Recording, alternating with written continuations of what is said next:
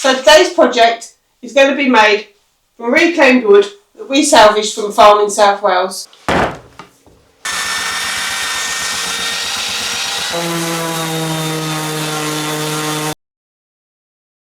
So now that I've sanded this piece of wood, I'm just going to cut out the template of a wooden cross that I want to do.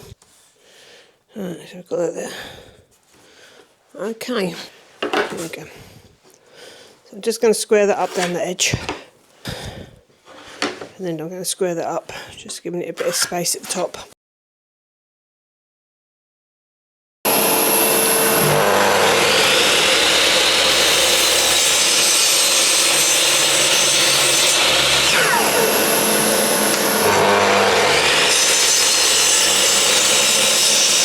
Going to mask up the wood,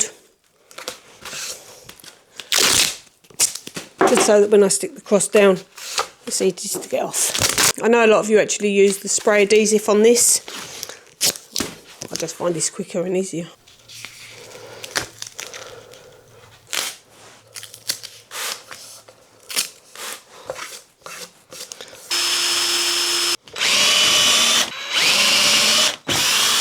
So this cross is going to be quite a simple cut to do, and with the new scroll saw and the easy release blades, I'm hoping to get into these little areas much easier.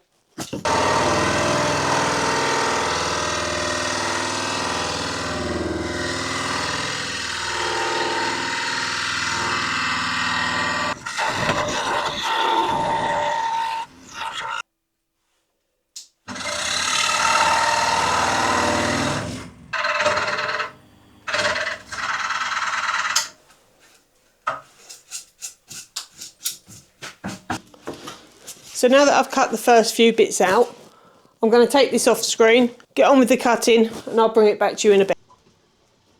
This is proving to be one of the more intricate pieces I've done so far.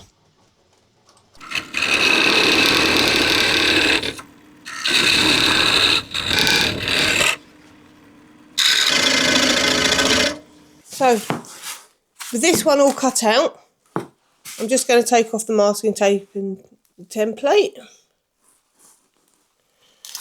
Just getting all the little bits off at the edges. I did get this template out of a book, and I'll leave you the references to that later. I'm just folding these to make sure both sides are equal.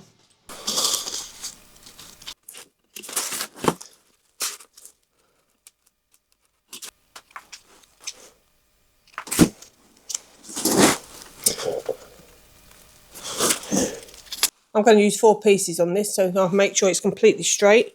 And what I should do is I should cut 2 of these out so that they are identical. I'm going to use a piece of ply that Mark uses on the other business. So this one isn't actually scrap wood. This one cost us about 80p. So here I'm looking to see if I can get like a quite nice bit of grain. I've got one there, and I've also got a nice bit down this edge here. And again, I'll put this bit here just so I can make sure the grain runs right through the cross. Little piece of masking tape. I'm not going to keep wasting the big stuff. I'm just going to use a glue stick on this. And with one of Mark's saws.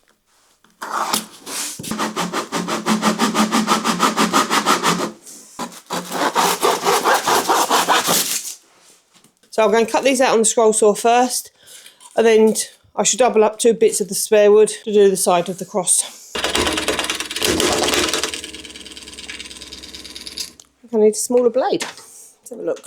So when I picked up the scroll saw, not only did the gentleman give me a load of books, he also gave me all of his blades as well. The ones I had were all pinned. These were all pinless, obviously, to go with the new machine. He's got the reverse blades up to a size 9, and he's got the plain blades up to a size 7. He also explained to me the thickness of the wood makes a difference to the size of the blades that you're using. So for this one, I'm going to go to a size 3 blade. That's better. So that's the pieces all cut. Now I just need to sand them and make sure that they all fit together nicely.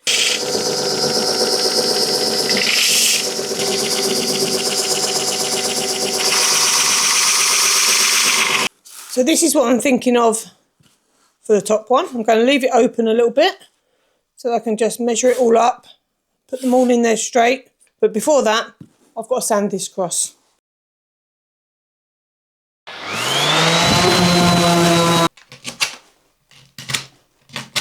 This scroll saw is so much more precise than that other one I had. I'm just going in with this bit now, just to clean up the edges in between the cuts and that, and take out any loose bits really.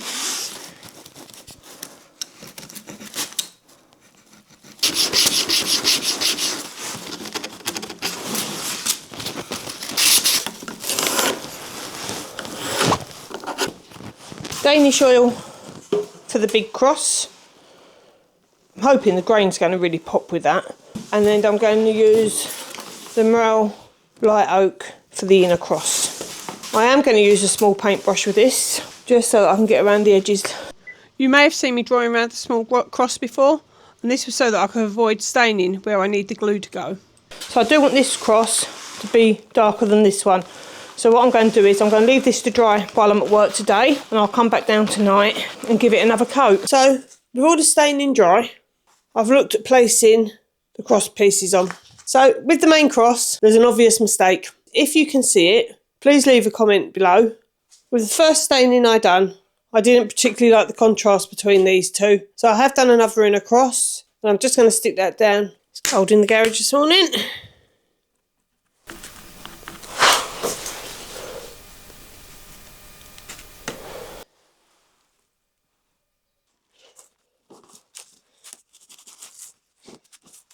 So for that mistake I was talking about earlier, this side was thicker than this side.